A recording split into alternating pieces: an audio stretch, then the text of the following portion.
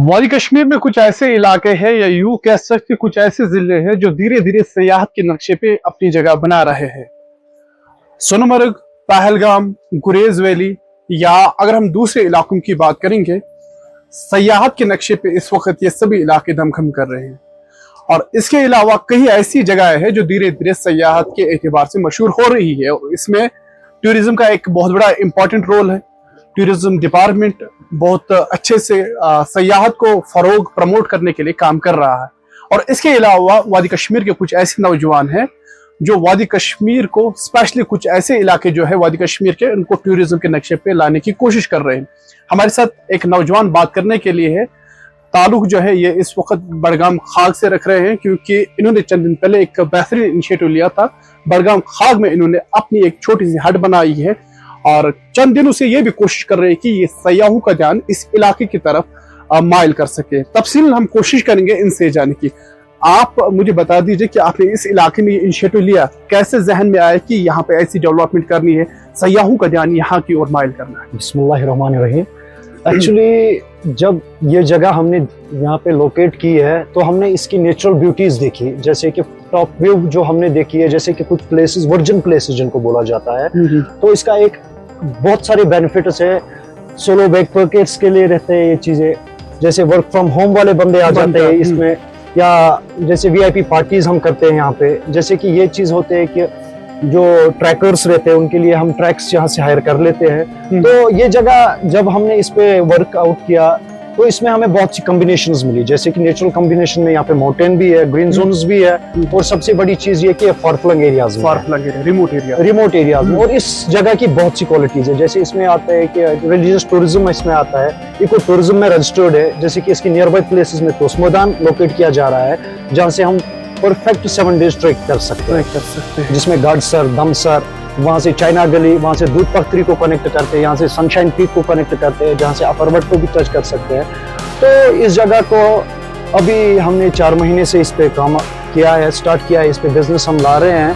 तो हम एक कश्मीर के लोगों को ये बताना चाहते हैं कि जैसे कि आप हर जगह देखते हो, जैसे सोनमर्ग में क्राउड है, गुलमर्ग में क्राउड है, लोग वो चीज नहीं देख पा रहे जो एक्चुअल कश्मीर में है, जैसे कि कश्मीर की हॉस्पिटैलिटी, वो चीज सबसे बड़ी मानी जाती है। अगर हम वादी कश्मीर की बात करेंगे, यहाँ सिर्फ गुलमर्ग, पहलगाम और गुरेज नहीं है, कई ऐसी जगह है जो लोगों को जिन चीजों का इल्म नहीं है, उन इलाकों का इल्म नहीं है। शायद ऐसा लग रहा है कि ये इलाका उनमें से एक है जी। तो इसके बाद आपने इनिशिएटिव लिया, यहाँ पे अपना बिजनेस स्टार्ट किया और 3-4 महीने से आप यहाँ पे काम कर रहे हैं। जी। तो किस तरह का टूरिस्ट का रेस्पॉन्स रहा? देखो, जब यहाँ पे टूरिस्ट आ जाते हैं, फर्स्ट एक्सप्रेशन उनकी रहती है ये कि wow wow wow, because this place shows you the full Kashmir view.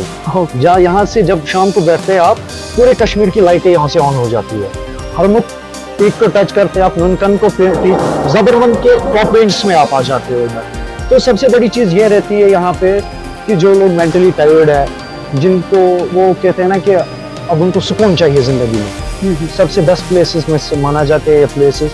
और इसमें बहुत सी चीजें हैं कि इंसान यहाँ पे नेचुरल ट्रैक्स कर सकता है, एक हाइजीनिक फूड मिल सकता है उसको, एक हाइजीनिक एनवायरनमेंट मिल सकता है उसको, वो नॉइज पोल्यूशन नहीं है इसमें, और सबसे कूल एंड साइलेंट प्लेस इसको बोला जाता है। तो इसके अलावा मैं आपसे जानने की कोशिश करूंगा कि अगर अब लोकल सयाह और लोकल सयाहों के साथ दूसरी रियासतों में जो टूरिस्ट यहाँ आते हैं जी, तो किन किन जगहों को वो लुत्फ उठा सकते हैं, कहाँ जा सकते हैं? यहाँ से वो नियर बाई प्लेसेस में तोसमैदान, जैसे गुगलडारी, द्रंग, गुलमर्ग नियर बाई है, दूध पथरी नियर बाई है, जो भी जोन में सबसे जगह है वो आराम से डे में रिकवर कर सकते हैं वो, और शाम को वो अपने हट पे आराम से स्टे कर सकते हैं जी। तो आसिफ उन हजारों नौजवानों के लिए एक जिंदा मिसाल है जिनके पास एक बड़ी डिग्री है, लेकिन वो हर दिन ये सोचते हैं कि आगे क्या करेंगे, क्योंकि आसिफ के साथ साथ उन्होंने 2-4 बंदों को यहाँ एक अच्छा रोजगार भी दिया है।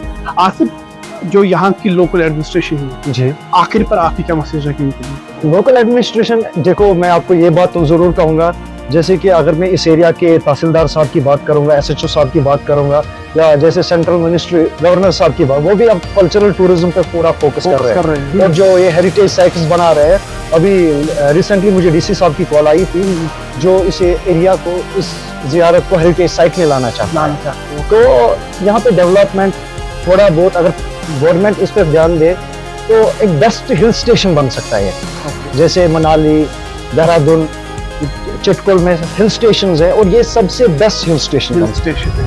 अगर इसको कंसिडर किया जाए तो हिल स्टेशन में सबसे बेस्ट जगह बन सकती है ये। तो ये एक मैंने पहले कहा जिंदा मिसाल वादी कश्मीर के हज़ारों नौजवानों के लिए आसिफ है। और अब जो इन्होंने इनिशिएटिव यहाँ लिया है, ज़िला इंतज़ामिया के हक और फ़र्ज़ बनता है कि वो इनको सपोर्ट दे। और ये न सिर्फ आसिफ के लिए आने वाले वक्त में जो है फ़ायदा मंद साबित हो सकता है, बल्कि पूरी जो ये इलाका है, पूरा जो ज़िला है, यहाँ का पूरा ज़िला एक खास जो है वो नाम इस हक की वजह से हासिल कर सकता है। आवाज़ के लिए मैदान शरीफ।